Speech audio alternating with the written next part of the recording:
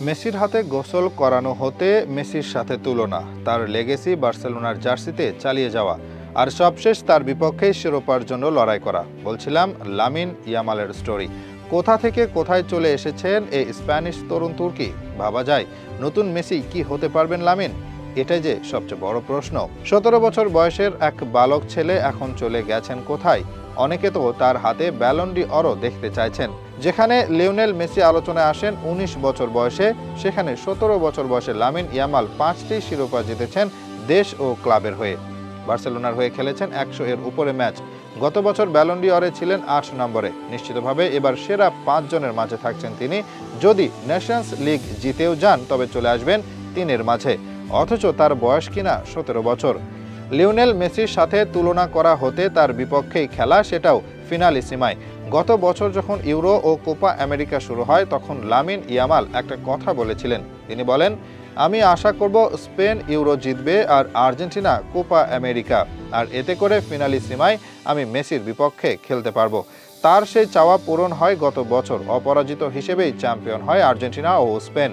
দুদল নিজেদের মহাদেশের শ্রেষ্ঠত্ব অর্জন করার সাথে সাথে নির্ধারিত হয় ফিনালিসিমার ম্যাচ। গত আসরে যেখানে মুখোমুখি হয় আর্জেন্টিনা ও ইতালি, সেই ফাইনালে মেসিরা জয় পায় 3-0 গোলে। আর এবার মুখোমুখি আর্জেন্টিনা ও স্পেন।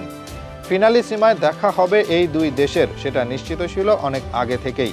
তবে প্রশ্ন ছিল একটি, কবে মুখোমুখি হবে তারা? আদৌ কি এই ম্যাচ অনুষ্ঠিত হবে? সেই নিয়ে ছিল সংশয়। তবে সেই সংখ্যা এখন আর নেই। উয়েফার পক্ষ থেকে গতকাল 16 তারিখ রাতেই নিশ্চিত করা হয় এই ম্যাচ অনুষ্ঠিত হওয়া নিয়ে। এমনকি কনমেবল হতেও জানানো হয় একই কথা। উয়েফা ইউরোর পেজ হতে লেখা হয়, আগামী ফিনালিসিমায় স্পেন মুখোমুখি হবে আর্জেন্টিনার। তবে কবে কখন খেলা অনুষ্ঠিত হবে সে নিয়ে কোনো তথ্য দেওয়া হয়নি।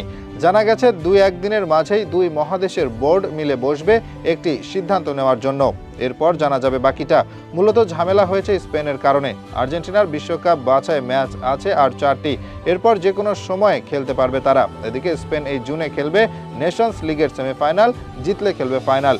সেপ্টেম্বর হতে নভেম্বর পর্যন্ত টানা 3 মাসে থাকবে বিশ্বকাপ বাছাইয়ের ম্যাচ। অর্থাৎ এই বছর আর কোনো সূচি বের করা সম্ভব হয়ে উঠবে না। আগামী মার্চ মাসে দুদলের সামনে থাকবে ফাঁকা সূচি। সেই সময় আয়োজিত হবে প্রীতি ম্যাচ।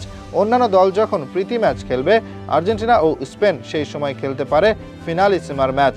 এই সিদ্ধান্তই আসতে পারে আগামী 2-1 দিনের মাঝে। আর তাতে করে পূর্ণ হবে সবার বহুল প্রতীক্ষিত আশা। একই ম্যাচে দেখা যাবে লামিন ইয়ামাল ও লিওনেল মেসিকে।